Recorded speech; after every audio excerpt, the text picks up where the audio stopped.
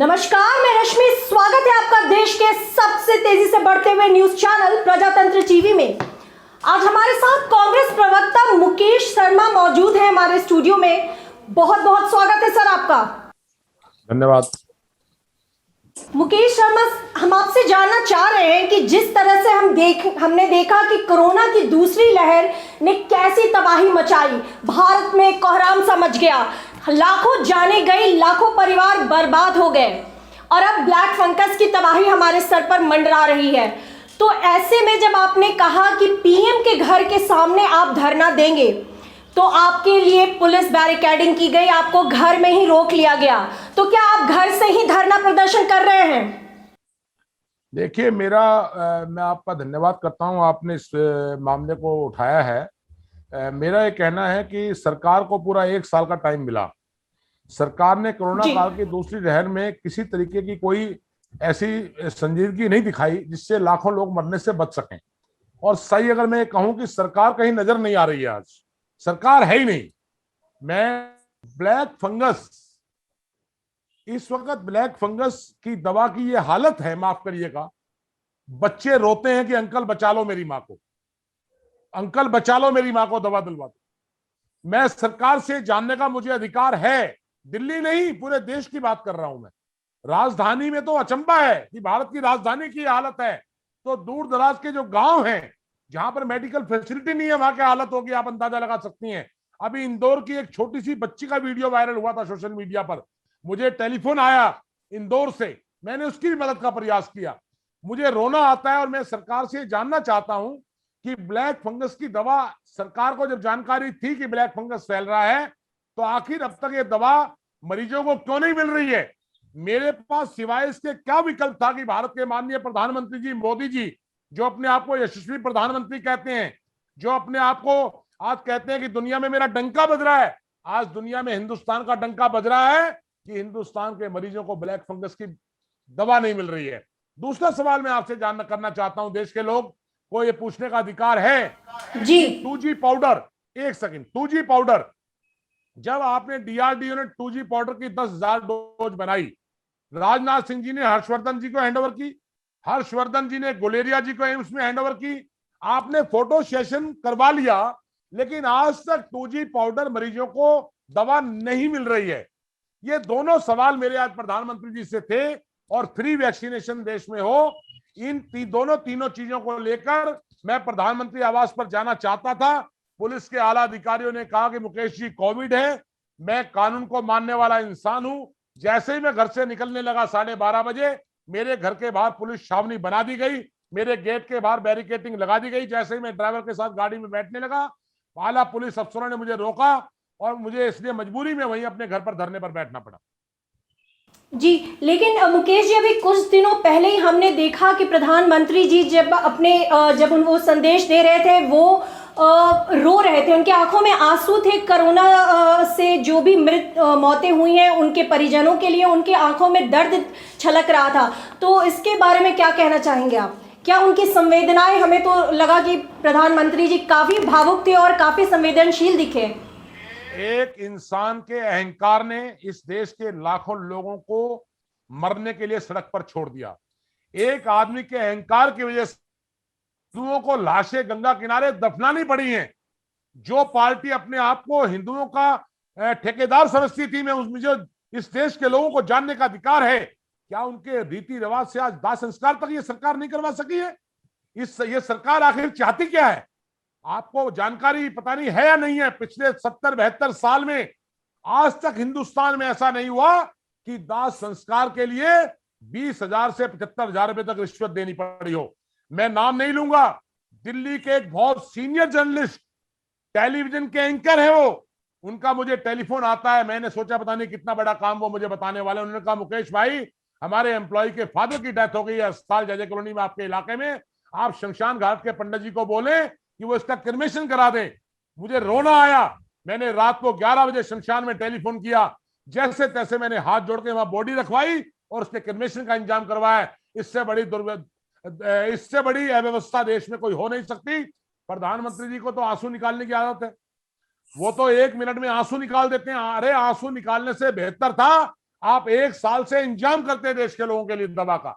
आप एक साल में पहले आपने ताली और थाली बजवाई, आपने कहा हमने कोरोना से जंग जीत ली है, आपने झूठा प्रचार किया, आप नोबेल पुरस्कार लेने चले थे, लाखों लोगों को आपने मरवा दिया। आज पूरी दुनिया के मीडिया में हिंदुस्तान की थू थू हो रही है, भारत की साख को बट्टा लगा है, और हिंदुस्तान का जो पूरी दुनिया में नाम था, उस नाम के ऊपर कहीं ना कहीं नरेंद्र मोदी की सरकार ने, इस सरकार की लापरवाही ने, इस सरकार की नालायकी ने आज निश्चित तौर पर उस पर दाग लगाया है। और इन लाखों मौतों के लिए कोई और नहीं, सिर्फ और सिर्फ कोई जिम्मेदार है तो मोदी सरकार जिम्मेदार है।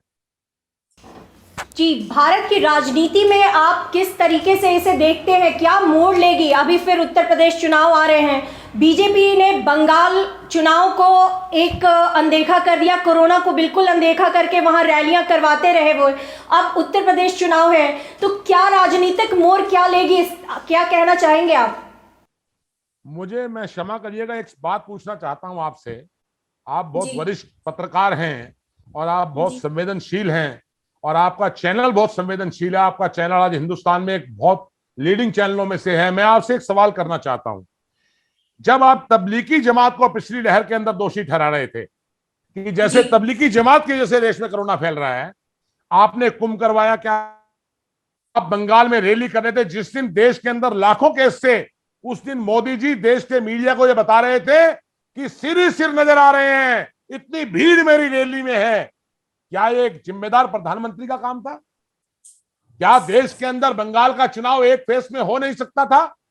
क्या बंगाल के अंदर वर्चुअल रैली हो नहीं सकती थी? क्या इस देश के प्रधानमंत्री जो देश के आज किसी प्रदेश के मुख्यमंत्री से भी वर्चुअल मीटिंग करते हैं, क्या वर्चुअल मीटिंग उनको चुनाव में नहीं करनी चाहिए थी? आखिर इस कोरोना को फैलाया गया है। और मैं कहना चाहता हूं, उत्तर प्रदेश में पंचायत चुनाव हुए, 1625 शिक्षकों की मौत हो गई पंचायत चुनाव में, आपको जानकारी है।